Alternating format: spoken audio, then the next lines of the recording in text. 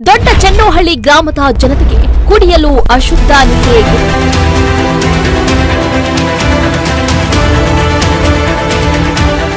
ಗಲೀಜು ನೀರೇ ಕುಡಿತಿದ್ದಾರೆ ಈ ಗ್ರಾಮಸ್ಥರು.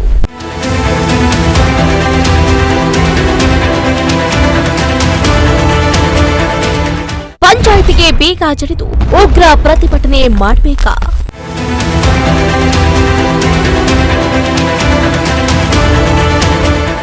ಎಸ್, ಕುಡಿಯುವ ನೀರಿನಲ್ಲಿ ಕಸ ಕಡ್ಡಿ, ಹುಳು, ನೀರು ಕುಡಿದ ಜನರಿಗೆಲ್ಲ ಕಾಯಿಲೆ, ವಾಂತಿ ಬೇದಿ, ಹೊಟ್ಟೆ ನೋವು, ಟೈಫಾಯ್ಡ್, ಕೆಮ್ಮು, ನೆಗಡಿ, ತಲೆನೋವು ಬಂದು ರಾತ್ರಿಯಾದರೆ ಸೊಳ್ಳೆ, ವಿಷಜಂತುಗಳ ಹಾವಳಿಯಿಂದ ಸಾವನ್ನಪ್ಪಿರೋ ಘಟನೆಗಳನ್ನು ನಾವೆಷ್ಟೋ ನೋಡ್ಬಿಟ್ಟಿದ್ದೀವಿ.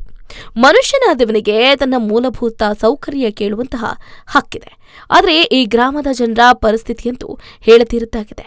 ಹೌದು, ಇಂತಹ ದುಸ್ಥಿತಿ ಇರುವುದು ಬೆಂಗಳೂರು ಗ್ರಾಮಾಂತರ ಜಿಲ್ಲೆ ನೆಲಮಂಗಲ ತಾಲೂಕು ತ್ಯಾಮಗೊಂಡ್ಲು ಹೋಬಳಿ ದೊಡ್ಡಬೆಳೆ ಗ್ರಾಮ ಪಂಚಾಯಿತಿಯ ದೊಡ್ಡ ಚೆನ್ನೋಹಳ್ಳಿ ಗ್ರಾಮದಲ್ಲಿ. ಹೌದು, ಈ ಜನರು ಗಲೀಜು ನೀರನ್ನೇ ಕುಡಿಯುವಂತಹ ಪರಿಸ್ಥಿತಿ ಬಂದೊದಗಿದೆ ನೋಡಿ. ನೀವಿಲ್ಲಿ ಗಮನಿಸ್ತಾ ಇರುವ ದೃಶ್ಯಗಳನ್ನ ನೋಡಿದ್ರೆ ಇಲ್ಲಿ ಯಾರಾದರೂ ನೀರನ್ನ ಹಿಡಿತಾರಾ? ಹೋದ್ರೆ ಕಾಲು ಜಾರಿ ಬಿದ್ದು ಕೈಕಾಲು ಮುರುಕೊಳ್ತಾರೋ ಏನೋ ಗೊತ್ತಿಲ್ಲ. ಅಲ್ಲೇ ಸೊಳ್ಳೆ ಇದೆ, ಪಾಚಿ ಕಟ್ಟಿದೆ, ಎಲ್ಲರೂ ಅಲ್ಲೇ ಉಗುಳ್ತಾರೆ. ಅಲ್ಲಿನ ನೀರನ್ನೇ ಕುಡಿಯುವಂತಹ ಪರಿಸ್ಥಿತಿ ಎಂಥ ಜನರಿಗಾದ್ರೂ ಕೂಡ ಬರಬಾರದು ಕಣ್ರೆ.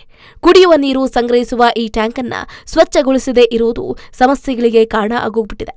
ಟ್ಯಾಂಕ್ನಿಂದ ನೀರು ಬಿಟ್ಟಾಗ ದಾರಿಯುದ್ದಕ್ಕೂ ಪೈಪ್ಲೈನ್ಗಳು ಓಡಿಕೊಂಡು ಕೊಳಕು ಚರಂಡಿ ನೀರು ಕೂಡ ಪೈಪ್ನಲ್ಲಿ ಸೇರುತ್ತೆ. ಈ ನೀರಿನಲ್ಲಿ ಕಸ ಕಡ್ಡಿ, ಚಿಕ್ಕ ಚಿಕ್ಕ ಹುಳು ಕೂಡ ಕಾಣಸಿಗುತ್ತವೆ. ನೀರನ್ನ ಸೋಸ್ ಕುಡಿದ್ರೂ ಕೂಡ ಪ್ರಯೋಜನ ಆಗದೆ ಕೇರಿಯ ನಿವಾಸಿಗಳು ಆಸ್ಪತ್ರೆಗೆ ಅಲೆದಾಡುವಂತಹ ಪರಿಸ್ಥಿತಿಯೂ ಕೂಡ ಉಲ್ಬಣ ಆಗಿದೆ.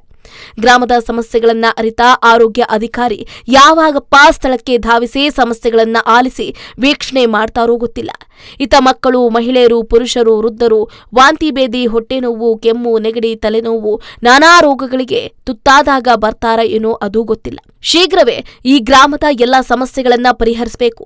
ಇಲ್ಲದೇ ಇದ್ರೆ ಪಂಚಾಯಿತಿಗೆ ಬೇಗ ಜಡಿದು ಉಗ್ರ ಪ್ರತಿಭಟನೆಯನ್ನ ಮಾಡಬೇಕಾಗುತ್ತೆ ಅಂತ ಗ್ರಾಮಸ್ಥರು ಎಚ್ಚರಿಕೆಯನ್ನು ಕೂಡ ಇದೇ ಸಂದರ್ಭದಲ್ಲಿ ಕೊಟ್ಟಿದ್ದಾರೆ.